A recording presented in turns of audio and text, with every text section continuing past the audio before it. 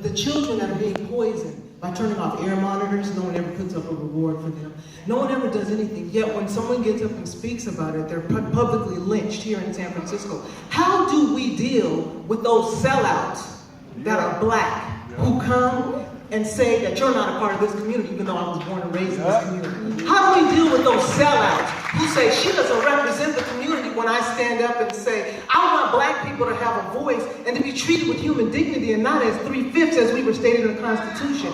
How do we deal with those sellouts who continually stab us in the back when it's difficult to stand up and speak, and we know that everyone around us is moving away because you're speaking truth, and when you say the S word, slavery, they literally try to execute you? How do we deal with it?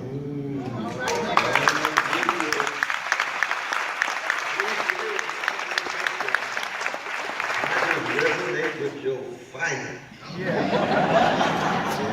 It's a beautiful thing to be on fire for justice. It's a beautiful thing. And I think one thing to keep in mind is that anytime you are engaged in that question of unarmed truth and unapologetic love, it is true that you might not, like I never represent a full community.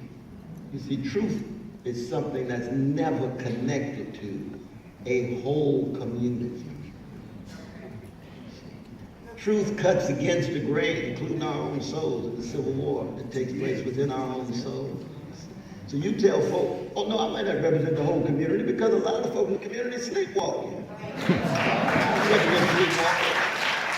I love them, I'm trying to awake them, and I don't represent sleepwalkers.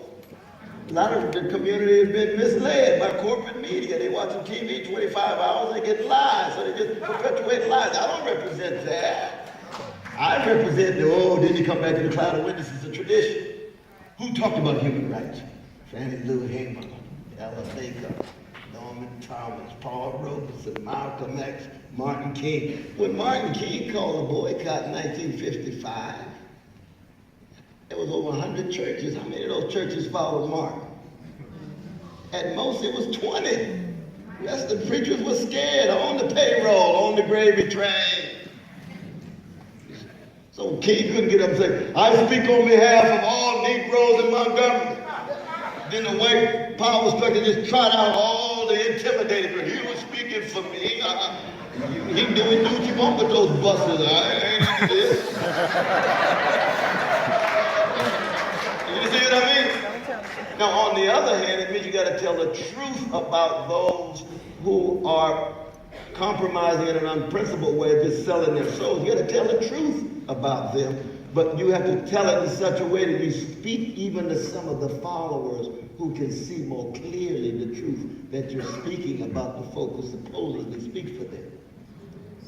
And that is the process that we need, especially in the age of Obama. This is very, very important. But I mean, for example, in Ferguson, you see Brother Sharpton show up in Ferguson. Somebody get shot, Sharpton right there. And I have love for Brother Sharpton. We worked together in New York. Sharpton was quite a freedom fighter back in the 80s.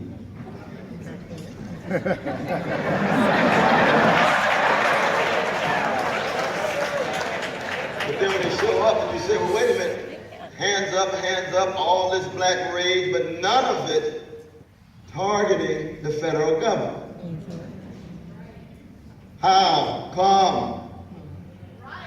He's a house Negro on the Obama plantation.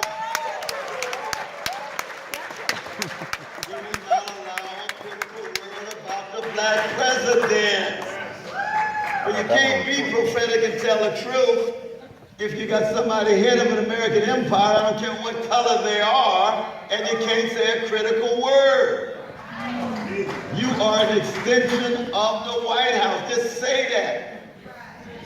What does that mean? That means I'm going to agree with Al Sharpton when Fox News tells lies about Barack Obama, because Fox News is going to tell all kinds of lies about him. He's a Muslim. No, he ain't no Muslim. He's a socialist. Hell no, he ain't.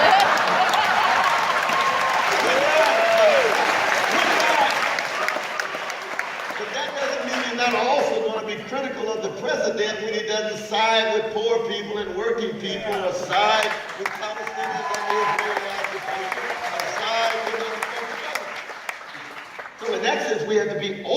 tell the truth. And that's why I salute you, because you're part of this great tradition of fighting for human rights, but it is against the grain. It's very much against the grain. Definitely.